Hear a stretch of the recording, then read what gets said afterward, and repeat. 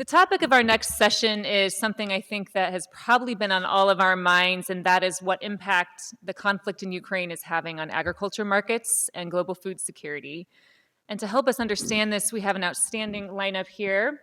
Our moderator is Katrin Kuhlmann. I'm going to introduce her first and ask you all to come on up and take your seats. Katrin is a visiting professor of law and the faculty co-director for the Center on Inclusive Trade and Development at Georgetown University Law Center. She's also the president and founder of New Markets Lab, a nonprofit law and development innovation lab. Her work and research focuses on the connections between law and development. Katrin is also a member of the Yeutter Institute Advisory Council. Our panelists are Jason Grant, who is the W.G. Weiser Professor of Agriculture and Director of the Center for Agricultural Trade at Virginia Tech. He has studied this topic extensively today. Next, we have Dalton Henry. Right behind me, Dalton is Vice President of Trade Policy for U.S. Wheat Associates, where he coordinates the efforts of the policy team to maintain and improve access for U.S. wheat exports. And finally, we have Yacob Zereyesus, thank you, who is a senior economist at the U.S. Department of Agriculture's Economic Research Service, where he leads the department's international food security assessment work focusing on low and middle income countries. Thank you all, and I will turn it over to Katrin, our moderator.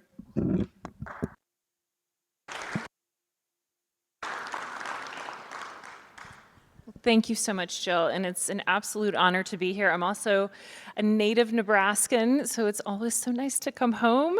Although I have to say, things are getting fancier and fancier when I come to the UNL campus. This is beautiful. So I'm going to turn to the panel in just a second. I think we might need the clicker for the slides, too. So while we're doing that, let me just kind of set the stage a little bit for this discussion. I think we've all, as Jill said, have been focusing on this issue of what does the war in Ukraine mean for global food security.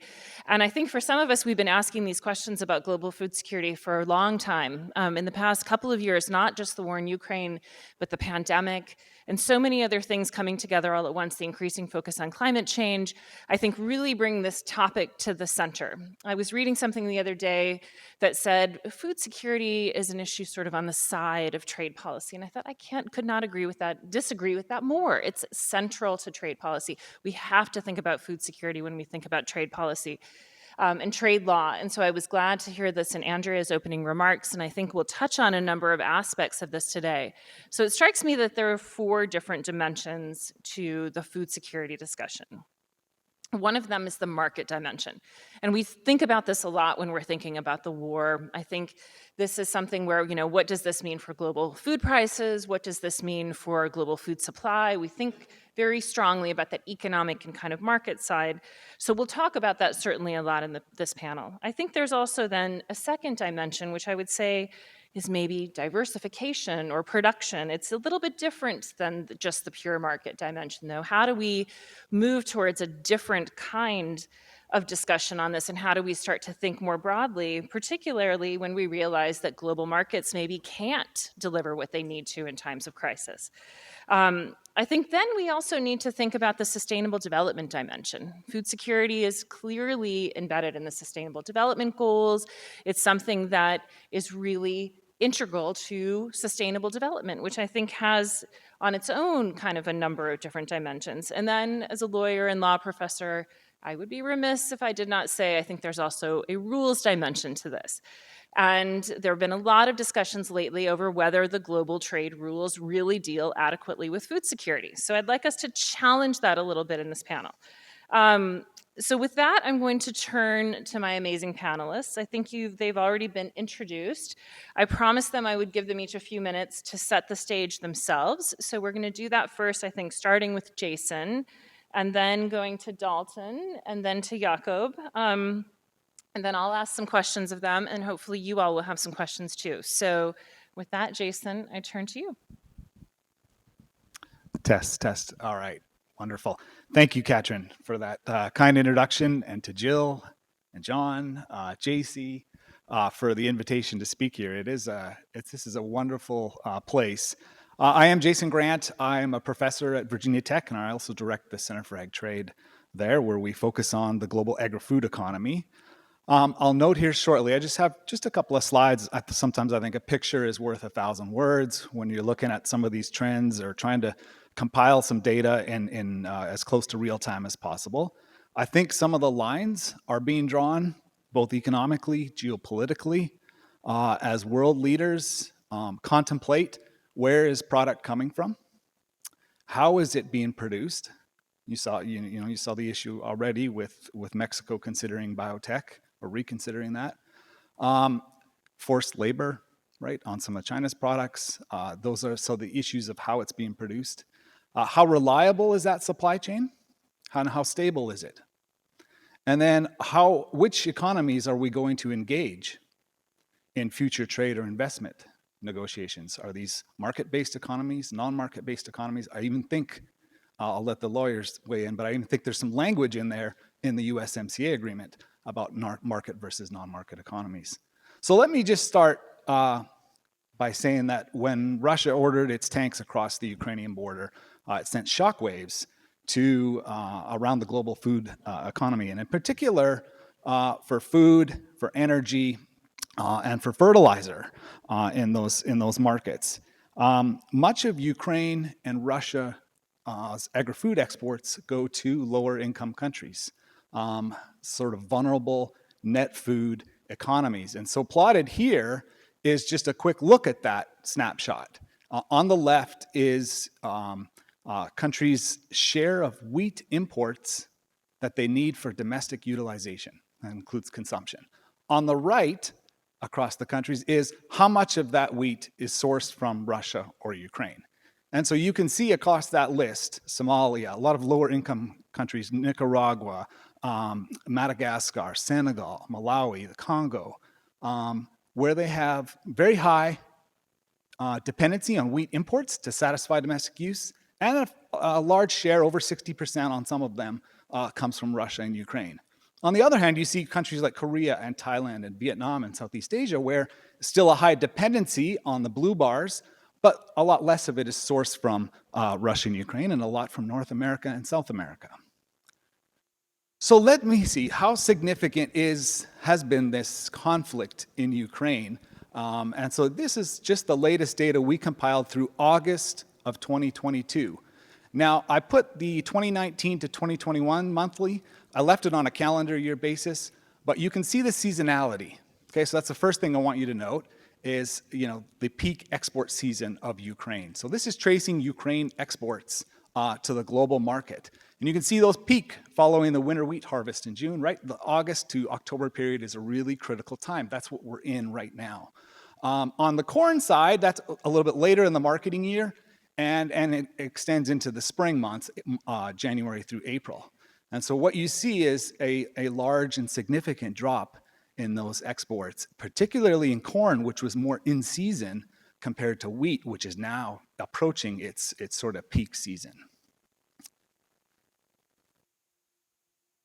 Okay, and then this is the pitfalls of making a slide with a very fluid situation, because the grain deal was brokered in July, and I wanted to show you of what sort of transpired under that deal. And then I put in brackets when I sent these slides over to JC that Russia pulled out over the weekend, and of course now they're back in this morning. So it's an uncertain situation that leads to, you saw prices react a little bit this week on that news, and I don't know what they've been doing today. But this was the deal brokered by the UN and Turkey, right? And you can see on that map, that allowed the safe passage, aircraft guided, right, to avoid the sea mines, through the Black Sea from Odessa, Yuzhny, and Chernomorsk ports down to Istanbul for inspection and certification, and then out to the world market. So what the UN has posted, it's all the shipping vessel and the tonnage associated with that. So let me put some floating bars for reference. That is Ukraine's exports as a historical average. Okay, and on the left is corn, and on the right is wheat. And you can see that there is some movement on the corn, and corn's got a lot of catching up to do, right, because of the early months of the conflict. For wheat, the situation is a little more alarming. The grain deal, yes, is moving metric tons out of the Black Sea, but it's around 1 million metric tons. the kind of sort of historical average for Ukraine is in that 3.6 to 4 million metric tons per month. So you can see the August, September, October. And then my final point to sort of stimulate some of the discussion up here is in April 2021, about a year before the conflict, Russia did publish a list of unfriendly countries. And on that list were the United States and the Czech Republic over diplomatic rifts. But this gave Russia legislative authority to introduce countermeasures, currency, and trade restrictions against what it viewed as nations conducting unfriendly actions or countermeasures against Russia. On March 22, that list expanded to 48 countries, mostly those sanctioning Russia. And then we plotted a few countries that remain neutral and on countries that are friendly, namely the BRICS nations. And if you don't know what BRICS means, it's Brazil, Russia, India, China, and South Africa. And so then we just looked at the delta. What's the delta on those change in trade flows for wheat and fertilizer, combining nitrogen, phosphate, and potassium? And you can see a clear polarization here along friendly and unfriendly lines. I'm not saying that's the causal mechanism going on here, but the early data indicates some of this reorientation of Russian exports to friendly versus unfriendly markets. So, Katrin, I'll pass it down the line and leave that sort of percolating. Okay. Well, we're going to go back to that for sure. Yes. I think that's really, really interesting. And yes, I was glad to see the news this morning that the deal is back on, although I wonder, how long that will last. So you might have to keep updating your slides, I think. Okay, Dalton, we are turning now to you for your slides and your scene setter. Absolutely, and I'll start with the disclaimer that I am the one non-university professor here and non-PhD or lawyer, and so I've got one slide, and that's all I'm going to go with. But I think when Katrin did a great job of walking through what are kind of these four big, if we call them almost buckets of impacts or things that we're going to be talking about today, and that first one was markets, and so when we kind of think from a U.S. Wheat Associates perspective, what's been the market impact over the last, this is a chart showing different origin wheat prices over roughly the last 18 months. So we capture about 8 months pre-invasion and then actually about 8 months post-invasion. And I should start by saying that U.S. Wheat Associates is a market development organization for U.S. wheat producers. So we represent folks like the Nebraska Wheat Board with Royce in the crowd here. They are our members. We've got about 75 staff globally. We work based out of 13 different countries to promote U.S. grown wheat. So that's kind of my disclaimer. That's the lens that we see a lot of things through. Specifically, I do trade policy, and we've seen trade policy, especially over the last decade, play a bigger and bigger role in how we sell wheat and where. And I think that's just kind of maybe provide a little bit of context in how we look at these things. And as we think about the impacts of this invasion on food insecurity, right? This is really a price story, much more so than it's an availability story. Now, for a lot of countries, those two things are exactly the same. And if they don't have the money for it, it isn't available. But globally, we are not running out of wheat. We were not running out of wheat last March, but yet the markets showed a tremendous reaction. And so you see that reddish arrow pointing at kind of the day of the invasion. I think it's important to note that we were talking about somewhat dramatically higher prices in the 6 months prior to that. So we were already going to be in a situation of talking about increased food insecurity because of those higher prices. You saw the Russian invasion. Just about 2 months later, that secondary price spike, that was India banning wheat exports. So another government intervention that had tremendous impacts on food security and prices at which wheat could be traded at. Since that time, prices have moderated quite a bit. We really came down essentially to pre-invasion prices, but incredible volatility remains. When we just talk about the challenges of doing slides in this kind of environment, in the last 2 days, the price of wheat has moved more than it did the prior 2 weeks in terms of that total range, all because of the decisions by one individual or comments made. And going forward, how trade policy, both in the U.S. and in international organizations like the World Trade Organization, handle that type of behavior is going to be key.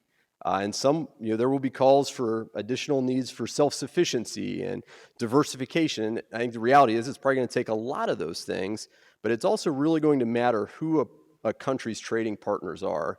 And I think that one thing this conflict has done is it has shown us who the good and who the challenging actors are in international trade. And there's more than just one country that makes that list of countries that have produced challenges in the last year, although certainly none to the scale that Russia has. So I'll wrap it with that and leave time for questions and look forward to engaging in the rest of the discussion. Thank you, Dalton. That was excellent. And I have to say there's a lot of power in one slide. But I also really appreciated that you drew this link between what's happening in the market and some of these other dimensions that I mentioned. That's why I think food security really is this very interconnected issue. We can't really separate some of these buckets, as you called them, that I mentioned before. And I think you could become an honorary lawyer with your clear link to the rules and policy measures that governments are taking. I don't know whether you appreciate that or not, but I appreciated your comment. So Yacob, I turn to you now. USDA has this very impressive report that is just coming out. I hope you will tell us more about that and your work, and then we will have a bit of a discussion. I have some questions for all of you.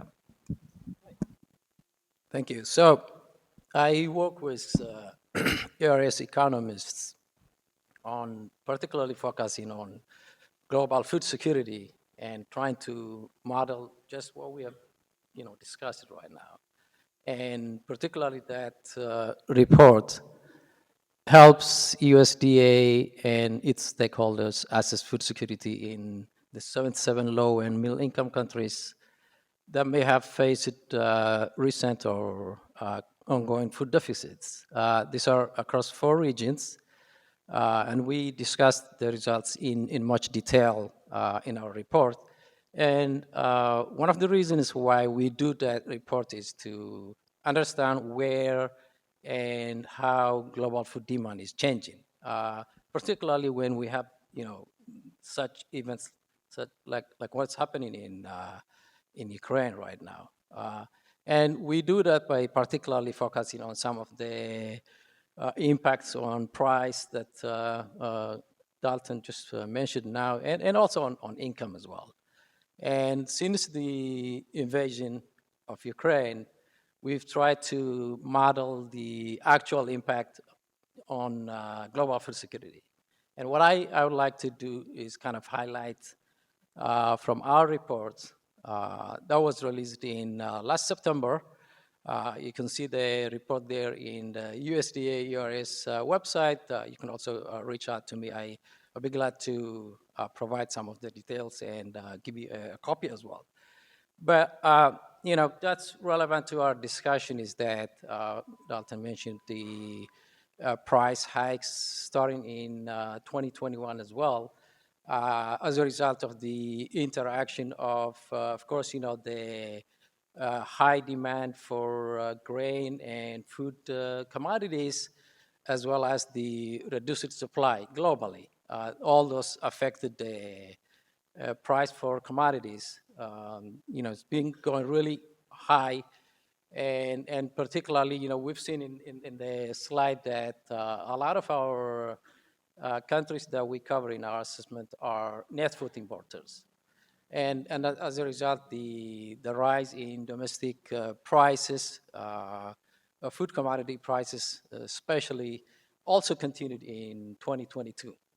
And particularly what it does is that it increased our assessment of the global food security. And based on that, our results show that the estimate for 2022, it stands around 1.3 billion people are considered food insecure just in 2022. And that, to give you context, is about 33% of the population that we cover in our assessment. And furthermore, that also includes, compared to the report that we released last year, a total of about 119 million people are considered food insecure in just 1 year. And then, since we're talking about the Russia's invasion of Ukraine, that 119 million people includes about 42 million people that are directly associated with Russia's invasion of Ukraine, as well as the impacts of the recent hikes in, commodity prices and energy prices as well. But of course, we noticed in our report that the food security deteriorated in almost all the regions that we cover in our assessment, but the distribution is uneven. For example, if you look at sub-Saharan Africa, the region that has, historically the highest share of food insecure people, this is also the case, and that number stands at 51% in 2022. But if you look at regions like Asia, for example, because of the population composition, more than 50% of the food insecure people that we estimated are found in Asia. But since we do projections going forward as well, despite this short-term challenge in food security, our results show that going forward in the next 10 years, food security is projected to improve. And that's mainly driven by gains in per capita income, as well as our projected stable commodity prices. And that's just to give you number-wise, the food security is projected to decline to just 12.4% by 2032, and that's just a 63% reduction from its 2022 estimate. And of course, the lastly, I will highlight is that the total grain and food demand in the countries that we cover is projected to increase from a little over 1 billion in 2022 to about 1.4 billion, which is a 30% increase in the next 10 years. So, some of the numbers that I discussed here could go up if we consider, for example, a severe Russia-Ukraine conflict scenarios. But I think with that remark, I look forward to discuss some of the the details in the Q&A and in the next discussion. Thank you for that, Yacob. I think you've given us a lot to think about, all three of you. I want to kind of unpack some of what you talked about. So, Jason, your final slide was really interesting, right, on whether Russia is reshaping, reformulating how we think about trade policy with this focus on friendly and unfriendly countries. I want you to talk about that a little bit more, but I want to ask you, is it just Russia that's doing that? Aren't other countries also starting to kind of single out certain trading partners over others, maybe using different terms for it? Is this a larger trend that we're seeing? And if so, what implications does that have for the markets long term? I have a trade policy question on that too, but I'm going to ask Dalton. He knows. So do you mind kind of talking about that a little bit more? Is it just Russia? Is this a bigger thing? And what does that mean in both the short and the long term?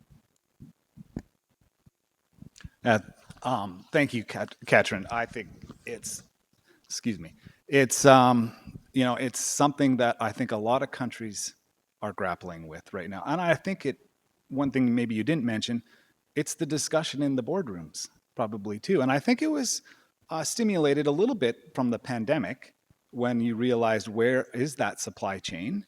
How many different stops is it making before it gets here? When we really need, whether it's protective equipment or food, how quickly can we get it? And so I don't know that it's for the agri-food economy, we're very self-sufficient. And the North American Integration Panel did, I think, just a wonderful job of focusing on the gains within North America. There's a lot. We can look next door if we want, fresh fruit year round. We can look to the north if we need a little bit of help on the energy supplies to get us through. But when you're a net food importing country, right? You don't necessarily have those choices. So I think, and China is a big net food importing country. And so I think those discussions are occurring. Where is that supply chain? How diverse is it? And when you get a global shock, whether it's a pandemic, the trade dispute that we also recognize was a pretty interesting shock to the world economy, or conflict now, the world economy does not need another shock. And so that's what I think the boardrooms and the world leaders are figuring out is what does that supply chain look like and how resilient is it to some of these shocks? Absolutely right about that. And I do think that it has pretty dramatic implications for how we think about the rules, though, as well, right? Are the rules of the global trading system set up to deal with these kinds of shocks? Are they set up to deal with these shared global challenges? Because if you look at how the rules are designed now, they're almost designed so that individual countries can respond, but not for when you have a global challenge that a number of countries are facing. And so I wanted to go back to you, Dalton, one, to talk a little bit about what you saw in terms of export restrictions. You mentioned that, and certainly when we look at what's happening right now with the global food security challenges, we're seeing a lot of countries resorting to different types of export restrictions. Those can take a number of different forms. Outright bans are one of them, but they can also be in the form of taxes. They can be dragging out a process on SPS approvals. They can be all kinds of different things that impact the export side. So, one, what do you think about that, the use of those? There is, Article 11 of the GATT does have some disciplines on export restrictions that allow countries to use these temporarily, though, in the case of, really needing to protect the market, but they're meant to be only used with real discretion, and that's not really what we're seeing. And again, what happens when you have 28, 30, 40, 50 countries putting these in place all at once? And I want to ask you kind of a bigger question too, thinking about what Jason was just talking about. What does all of this mean for the future of global trade rules? Are we really shifting away from most favored nation treatment? Are we going in a completely different direction than what the system was designed to do? So what do you think about all of that? I think it's two excellent questions, right? And maybe just quickly on export restrictions. Yes, the WTO does have, as you referenced, GATT, some language dealing with imposition of export restrictions. And there was an attempt at the WTO ministerial this summer. Of course, it was already referenced today.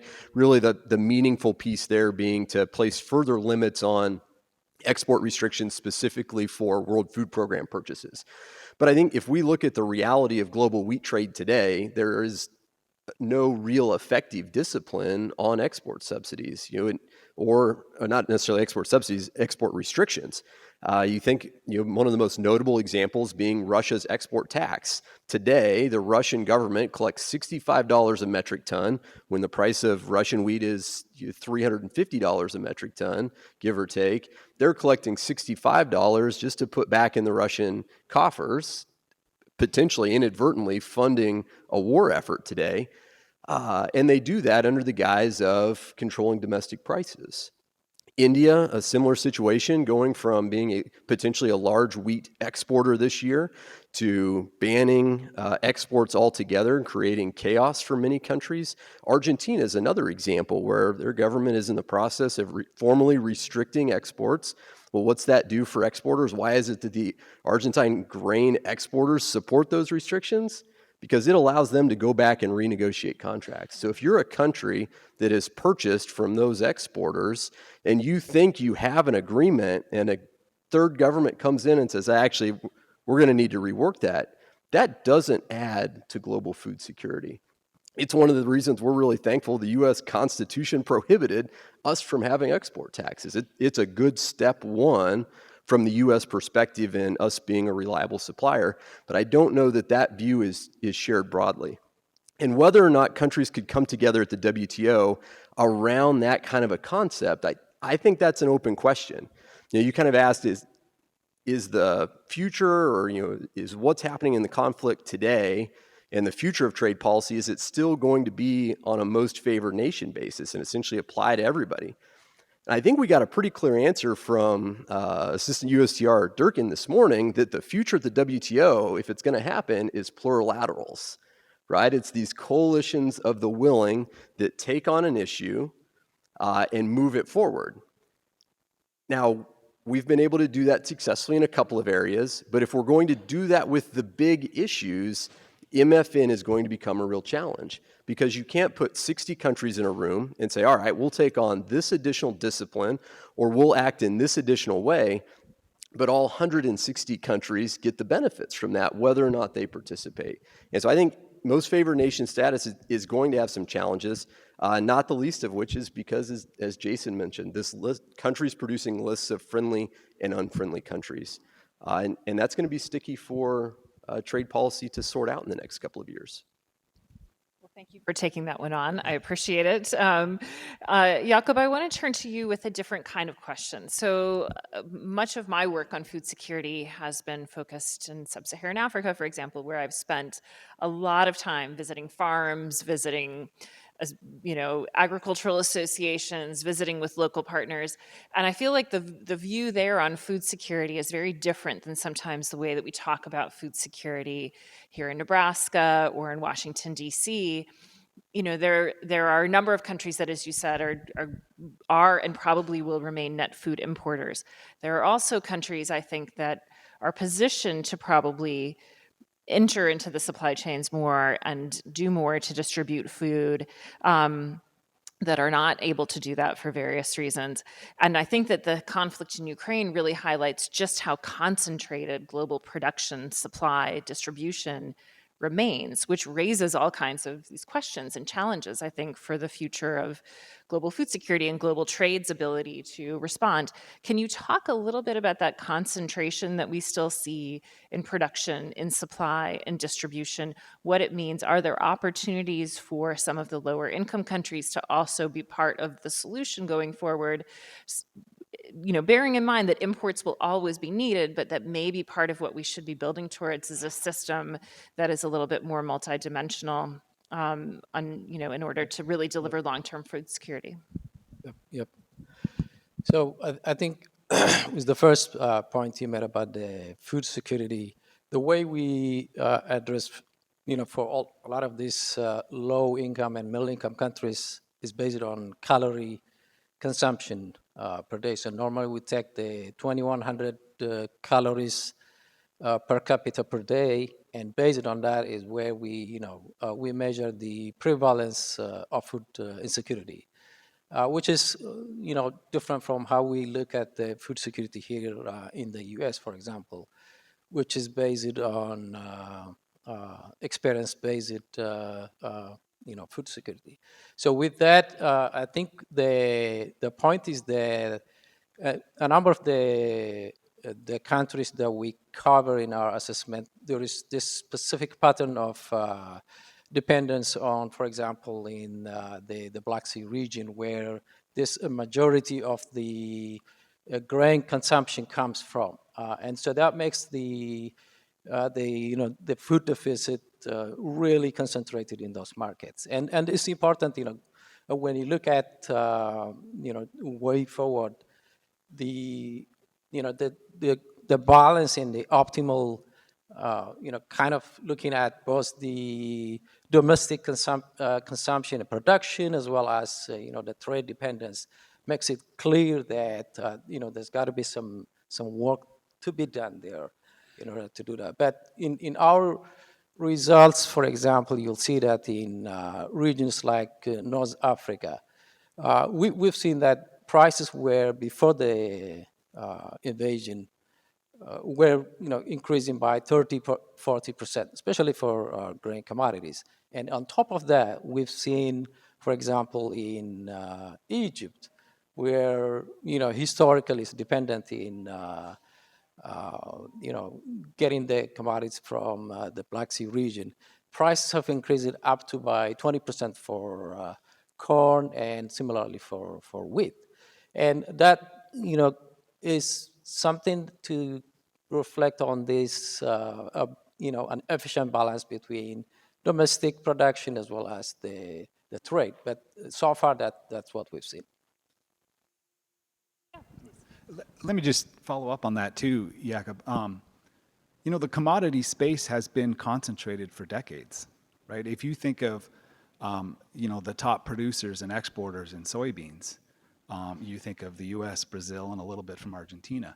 If you think of corn, the corn market, right? You've got the U.S. again, you've got Argentina, and you've got Ukraine, right? Are the top sort of three corn producers. Wheat is a little bit more, you go a little bit further down the line with Russia, with Ukraine, a little more South America. But again, it's the US, it's Canada, it's Australia. So, I think it underscores the importance of a predictable trading environment, because there's always going to be countries that need, or are food deficit countries that need product from food surplus countries. And the climate variability, right, and weather that we are experiencing in some of the last years is only going to increase the need to, move product from areas of surplus to regions of the world that are experiencing deficits. So I just wanted to say that.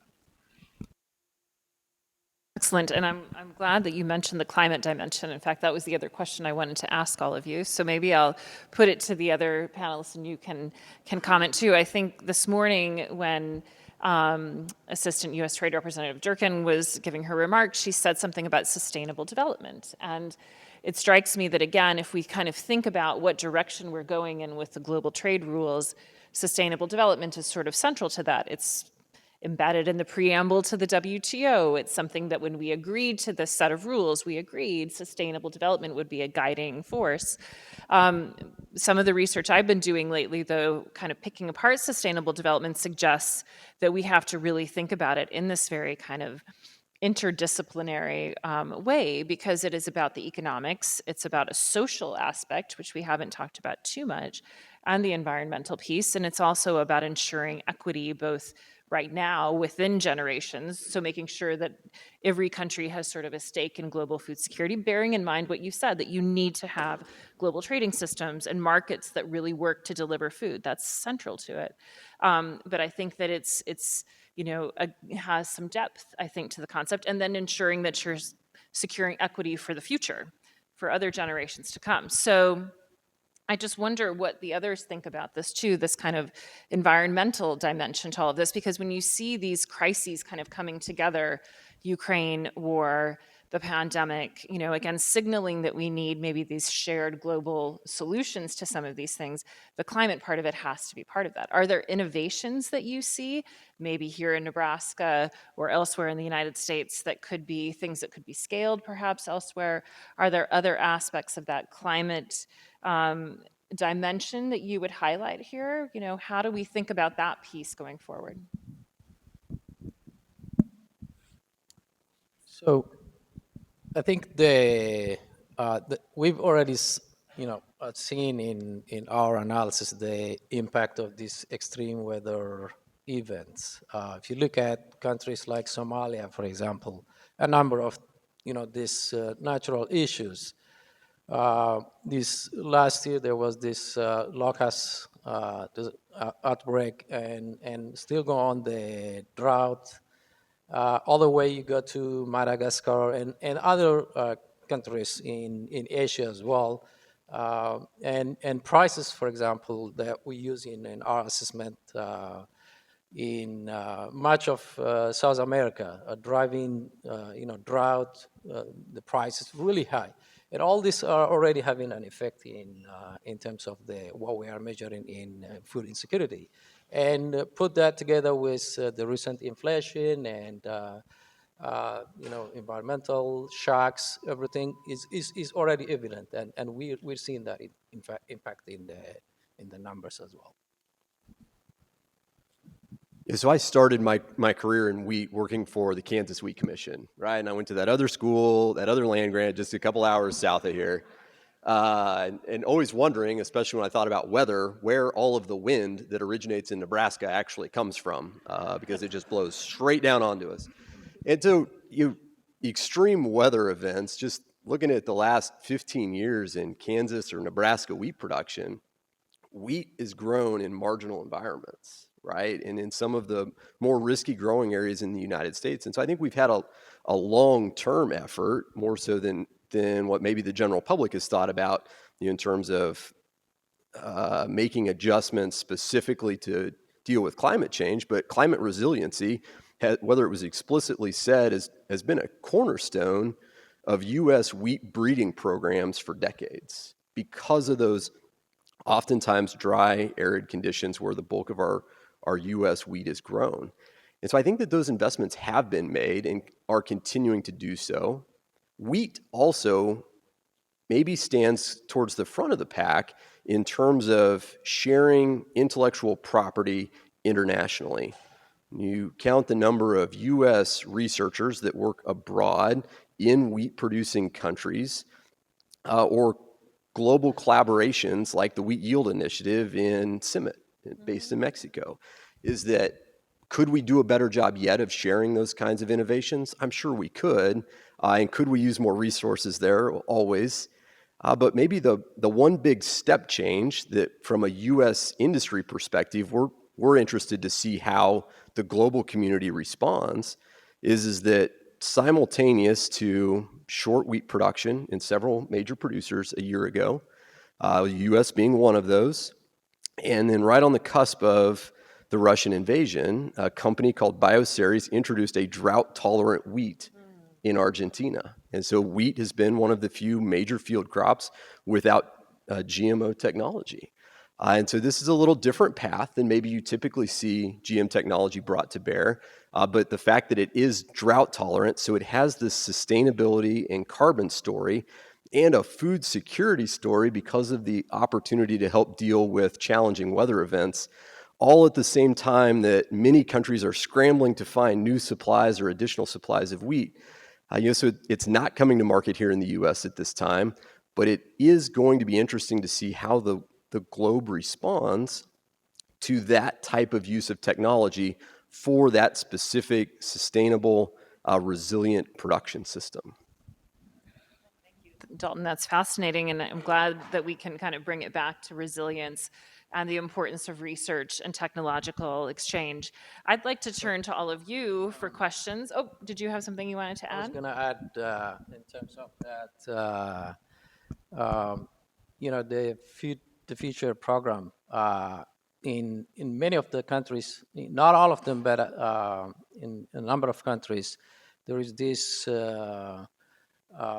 high-yielding varieties. For example, there is this sorghum innovation lab that's housed in K-State, and then others who are doing a really great job of sharing the technologies that are developed here and elsewhere to a number of these low and middle income countries, and that's already showing some results. So I just want number of innovation labs that are doing this, right? I mean, actually, some of the work that I've been doing is using legal tools to transfer some of that technology to national research institutions and then, of course, to farmers. I mean, I think that there is a huge benefit to that. And what I have seen is that sometimes there's just not a lot of awareness of what the technology, how to get it, what it is, how to use it, how to get it into the public. And law does play a little bit of a role, not the only role, but a little bit of a role, a significant role indeed. Thank you. You can say that. Thanks, Dalton. So you are an honorary lawyer now. Okay, so I would like to turn to all of you for your questions. Any questions or comments for the panel? Anything that you'd like them to elaborate on a little further? We have microphones coming around. Please ask questions. Otherwise, I'm going to start talking about global trade rules again, and Dalton will have to answer all my questions. Okay, thank you. Hi, I'm Ed Balistreri with UNL and the Yeutter Institute. One thing that's really interested me in thinking about food security, and especially with climate shocks going forward, is this sort of fundamental question of whether trade mitigates shocks or does it propagate shocks. And so I think a lot of that is weaved in and out of this discussion. And I think the true answer is it depends, but I'd like to get your comments on that.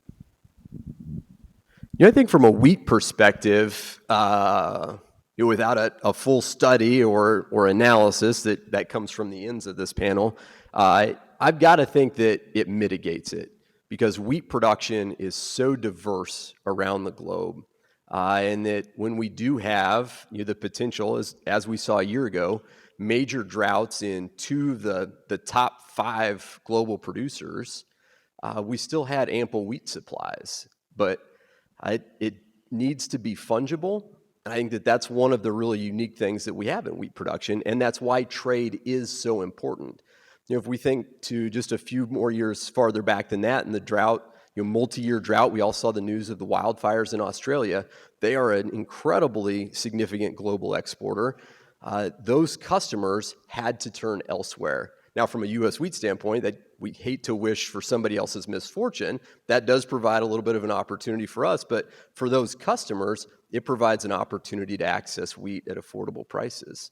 And so in that regards, just given the nature of wheat production, I think it's got to be a net beneficiary of trade. Yeah, I would agree. And I think in terms of propagating, I was trying to think through that. Are you saying that if it's too concentrated, or we're only reliant on a single country that can produce it, then when you get a shock to the system, it just exacerbates the issue?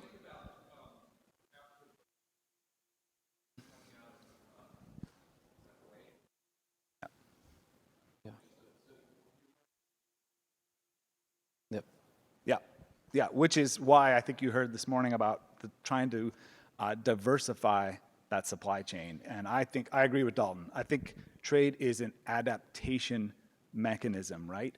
Provided we can maintain the predictability of the system, right?